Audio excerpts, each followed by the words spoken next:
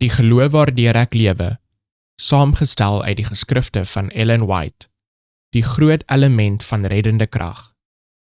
Want uit genade is julle gered, deur die geloof, en dit nie uit julleself nie. Dit is die gawe van God, nie uit die werke nie, sodat niemand mag roem nie. Efesiërs hoofstuk 2 vers 8 en 9. Genade is 'n eienskap van God wat uitgeoefen word teenoor onverdienstelike mense. Ons het dit nie gesoek nie, maar dit is gestuur om ons te soek. Goddelike genade is die groot element van reddende krag. Daarsonder is alle menslike pogings te vergeefs. Is jy in Christus? Nie as jy nie erken dat jy 'n dwaalende, hulpelose, veroordeelde sondaar is nie.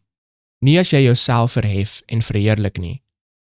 As daar enige goedheid in jou is dit geheel en al te danke aan die genade van 'n medelydende verlosser. Jou geboorte, jou reputasie, jou rykdom, jou talente, jou deugde, jou vroomheid, jou filantropie of enigiets anders in jou wat met jou verband hou, sal nie 'n band van eenheid tussen jou siel in Christus vorm nie.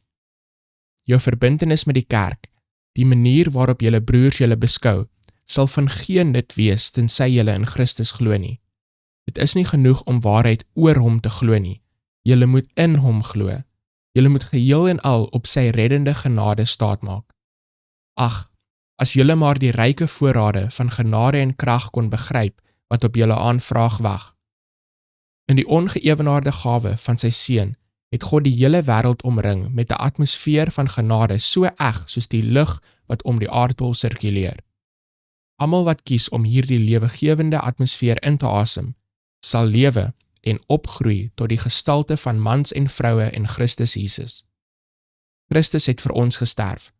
Hy behandel ons nie volgens ons verdienste nie.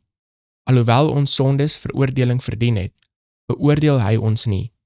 Jaar na jaar het hy ons swakheid en onkunde, ons ondankbaarheid en eiesinnigheid verdra. Ten spyte van ons dwaaltogte is sy hand steeds uitgestrek.